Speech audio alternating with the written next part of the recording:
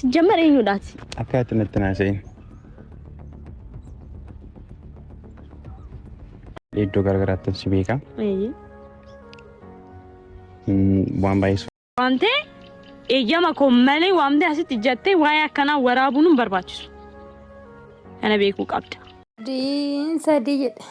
ጉዲን ሰዲ አጃይቡ ማካ ከንበረ ከና ኩልፋቱ ማሀፍና ገለታ ዋቃ እንኮልፊና ኮልፋኑ እንጀዴ ዋቃ የወር ኮልፋዳ ነው እንጀዴ ኤጋ ከሌሳ አዩን ሀሙፋና akkasitiin bakka bifa akkasiitiin gargar baaniiti turanii isheenis bakka hamuudhaan sin jeequ mana kees gadansii lakkisaa garuu akka nama tokkotti akka na bira dhaabattu nan barbaada jetteeni itti dubbataatinii turte.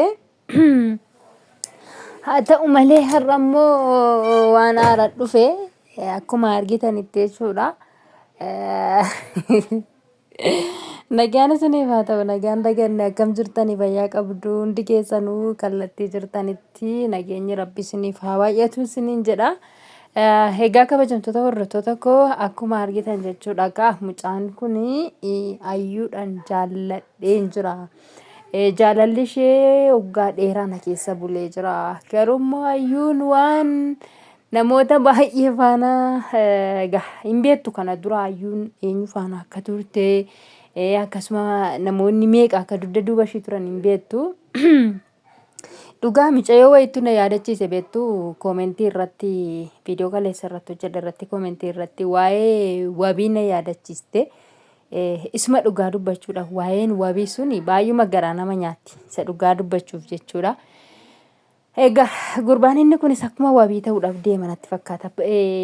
Beektu jireenya keenya keessatti nuti warri shamarranii kuni gaafa kan ofii keenya jenne malee kan namni nuun jedhe nuuf hin ta'u.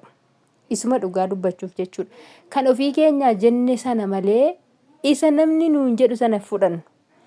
Garuu silaa jechuudha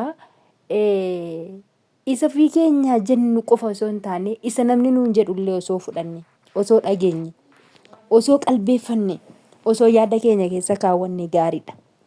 Isin galte amma akkuma argitan kana dura ayyuun seedoo jaallatteetii jirti. Gaa jalqaba piraankiillee haa godhuuti.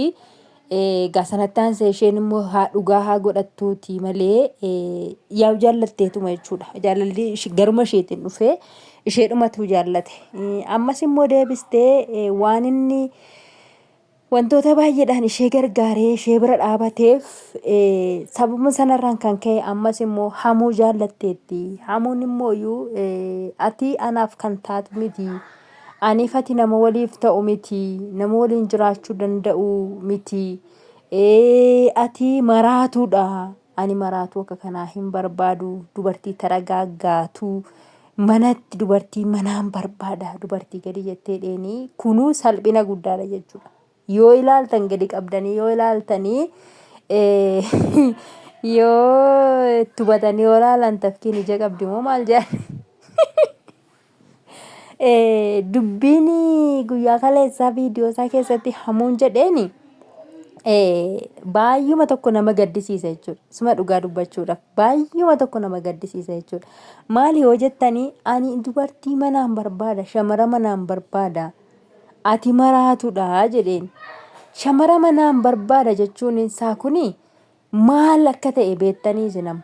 Mee maal akka ta'e namni beektanii koomentii jalatti naa barreessaa. Kuni aannan adiidhaa amma namaan jedhanitti naman geessisiisu jechuudha. So hin beektanii ayyuun kana dura Saayidoo faana waggaa tokko ga'u geessetti waliin jiraatanii jechuudha. Mana tokko keessatti galanii wal fuudhanii waa meeqa jechaatiin turanii hin beektu. Egaa waan hundumaayyuu baballeessanii jiru jechuudha. Waan jiru hundumaa waan hambisan hin qabanii baballeessaniiti jiru. Wanti jirumtu hin jiru. Hamuun yaa shamara manaan barbaada. Barbaadu ishee akkanaa hidheetiiti inni gilxiirma jirtutti meetii jira. As naqabechi naqabii sana hin jenneeni jechuudha. Mucaan kun immoo akka isheen namoota kana hunduma waliin turte hin beeka. Oduma beekuu mucaa kana jaalaluma ishee qabaateeti moo innis isheetti taphatee har'aaf itti fayyadamee dhiisuu barbaadeti moo gaafinumti inni kana isheedhaaf dhiyeesse kuniyyuu anaafuu gaafidha jechuudha. So bakka sanatti immoo isheen jecha ishee takka garaana nyaate beektanii suma dhugaa dubbachuudhaaf jechuudha. Baay'uma tokko na aarse jechi sun jechi namaan jedhamuu hin qabnedha. Namni fayyaa qabu waa hin qabdu hin jedhamu jechuudha. Waa hin qabdu hin jedhamu. Arraba keenya taqoxaaxarachuu hin dandeenyu isuma dhugaa dubbachuudhaaf jechuudha. Gaafa waan tokko dubbannu, gaafa waan tokko goonu, gaafa waan tokko arraba keenya mirmirsinee kaanu taqoxaaxarachuu hin dandeenyu. Maaltu arraba keenya irraa ba'aa jira? Maali wanni nuti dubbataa jirru kuni? Jennee raawwannee arraba keenya kana madaallii kennuuf hin dandeenyu jechuudha. So jechi isheen mucaa kanaan jettee jecha baay'ee haamilee namaa cabsudha. Jecha baay'ee sammuu namaa gadi buusudha jechuudha. Sammuu namaa gadi cabsudha. Maaliifiin maalii keetiin na jiraachista? Argitaniirtu maalii keetiin na jiraachista? Aniifate akkamitti wajjin jiraachuu dandeenya? Akkamitti waanuma kanaatiyyuu naan jechuu dandeesse? Akkamitti sin jaalladhaayyuu naan jechuu dandeesse? Akkamitti gaafii jaalalaa naa dhiyeessuu dandeesse? Even keessa dabarte jechuudha. Viidiyoon kun kaameraa kootiin iyyuu waraabamuu hin qabu. Jecha kana naan jecha kaameraa kootiin waraabuu hin qabduyyuu jette jechuudha. So jecha kana jechuun baay'ee gadiidha. Ilma dhiiraa tokko inniyyuu waa hundumaayyuu osoo arguu osoo beekuu dhugumaa mucaan kun si jaallatees haa ta'u si qoruufis haa ta'u qormaatuma wayitiif illee haa ta'u jechuudha. Beektanii qormaatuma wayitiif illee mucaa kanaaf haa dhiyeessuufi. Garuu ilma dhiiraa tokko jecha kana jechuun baay'ima tokko ulfaata. Maaliifiin hojjetee argatuu danda'a namni kun jechuudha. Guyyaa tokko darbuufii danda'a nama tokkoof. Har'a rakkina keessa jiraachuu danda'a. Har'a harkaa dhabuu danda'a. Har'a homaa qabaachuu dhiisuu danda'a. Garuu immoo boruu dachaa kana qabaachuu danda'a jechuudha. Boruu hanga ani har'a ishiin tuffatte kun har'a maal na jiraachista? Maal qabda jettee raawwattee akkasittiin gadi qicce kuni boruun abbaa makiinaa ta'uu danda'a. Abbaa fooqii ta'uu danda'a. Abbaa biliyeenaraa ta'uu danda'a jechuudha. Jecha kana namaan jechuun baay'ee gadiidha. Ani isuma dhugaa dubbachuudhaaf jechuudha. Namni jecha akkanaa namaan jedhu. Namni jecha akkanaa yeroo namatti dubbatu gaafa dhaga'u nan aara baay'ee. Arraba koo irraallee waan akkanaa baasuu hin jaalladhu jechuudha. Waan akkanaas illee keessa kootti fudhadhee raawwadhee nama hin madaalu. Isuma dhugaa dubbachuudhaaf rabbiin tokkichi kan na arguudha jechuudha.